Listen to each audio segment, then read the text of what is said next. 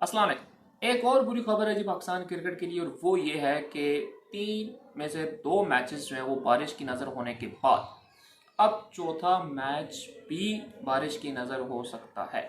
कल का जो मैच था मैं आपको बता दूं, उसमें 40 से 60% जो है वो बारिश के चांसेस थे, और आपने देखा कि इवन के टॉस भी नहीं हुआ, कोई बॉल नहीं हुई, कुछ नहीं हुआ। ठीक है, अब इंग्लैंड है ना, उसका एटमोसफेयर ऐसा है कि वहाँ 40, 50, 60% पे भी वो बरसती है, बारिश लगातार लगी रहती है, उसमें कोई पाकिस्तान वाला हाल नहीं होता। ठीक है, अब जो कल का मैच है अगर आप मौसम देखें तो अब उस पर आ रहा है 70 to 71%, यानी कि मैच होने का कोई चांस नहीं है।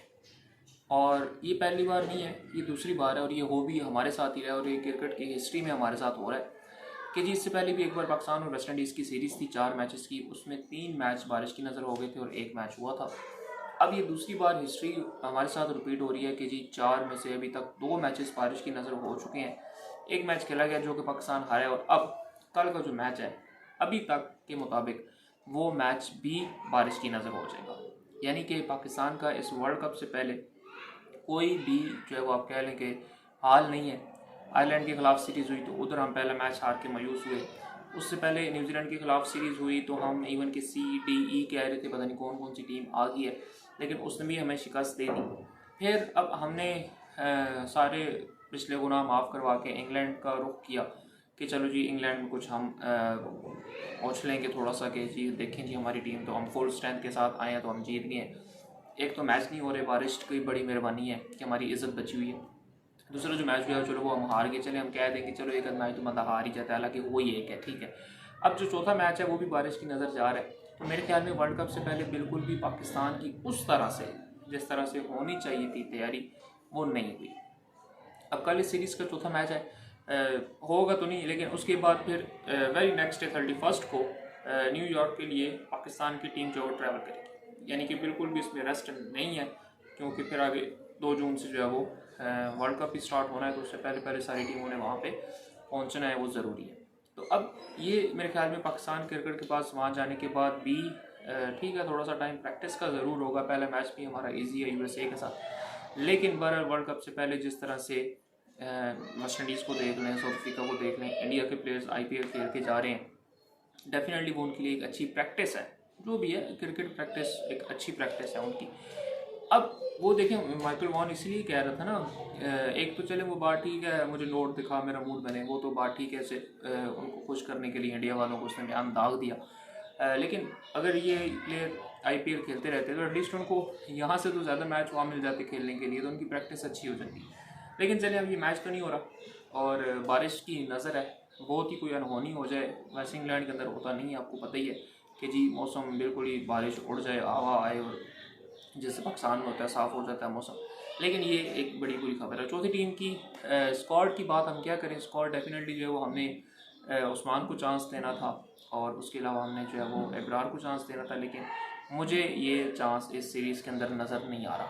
और जब USA के साथ मैच होगा तो मैं आपको बता दूँ वहाँ पे दोबारा साइम को और शदाब को मौका दिया जाएगा, क्योंकि छोटी टीम है USA डेफिनेटली, तो कोई रिस्क जो है वो बाबर आजम नहीं लेंगे अपने दोस्तों को बाय करने का। अच्छा, उसके अलावा अगली बात मैं आपको बता दूं कि वर्ल्ड कप को लेके ये काफ़ी बात हो रही थी कि जी जो उनका सुपर 8 बनेगा वो कैसा होगा। वर्ल्ड कप का सुपर 8 डेफिनेटली असल कहानी, असल खेल तो वहाँ से शुरू होगा।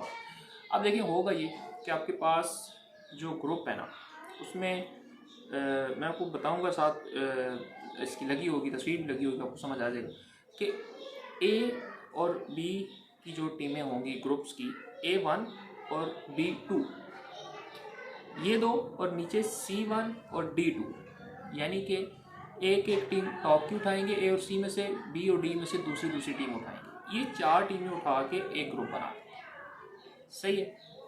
इसी तरह फिर दोबारा जो टीमें यहाँ से रह जाएंगी, यानी A2 रह गया था, B1 रह गया था, इसी तरह C2 रह गया था और D1 रह गया था, तो इन 4 टीमों का अलग ग्रुप होगा।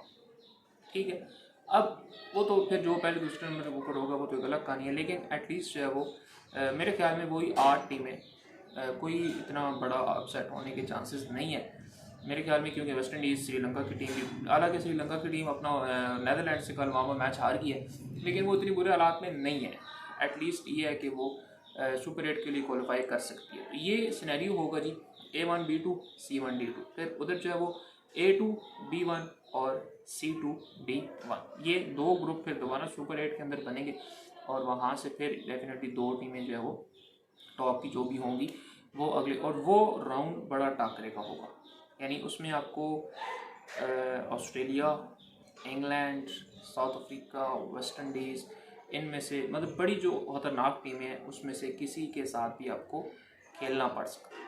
अच्छा, उसके अलावा अगली खबर आपको दे दूं कि कल मैंने आपको बताया था कि ऑस्ट्रेलिया के प्लेयर्स जो थे वो पूरे नहीं थे, और फिर एक बड़ा देखने वाला मंजर आया है कि उनके जो बैटिंग, फील्डिंग, बॉलिंग कोच थे, मैंने आपको पहले बता दिया था कि वो करेंगे फील्डिंग, और फील्डिंग के टाइम पे ऑस्ट्रेलियन जो कोच थे, पहली बार ऐसा हुआ मेरे ख्याल में कि 50+ ईयर के जो लोग थे वो एक T20 मैच के अंदर जो है वो फील्डिंग कर रहे थे, क्योंकि उनकी टीम के प्लेयर पूरे नहीं थे। अच्छा, लास्ट में आपको बता दूं IPL के बाद इंडिया में एक जो नया शो लगा हुआ है, 300 लोगों ने अप्लाई कर दिया जी, 300 लोगों ने अप्लाई कर दिया है। किसके लिए? इंडियन हेड कोच के लिए। उसमें 300 लोगों ने अप्लाई कर दिया। अब उसमें ना फेक बहुत है। फेक कैसे? नरेंद्र मोदी के नाम से अप्लाई हुआ है, सचिन तेंदुलकर, MS धोनी, कोई मतलब कोई उन्होंने जिसका जहाँ लगा है ना वो उसने जिसको जिसके स्पेलिंग आते थे उसने उसके नाम से अप्लाई कर दिया, ठीक है। और डेफिनेटली वो फेक हैं, बहुत सारे तो फेक हैं उसमें से, लेकिन जो चांस हैं इंडिया का हेड कोच कौन होगा, तो वो होगा गौतम गंभीर।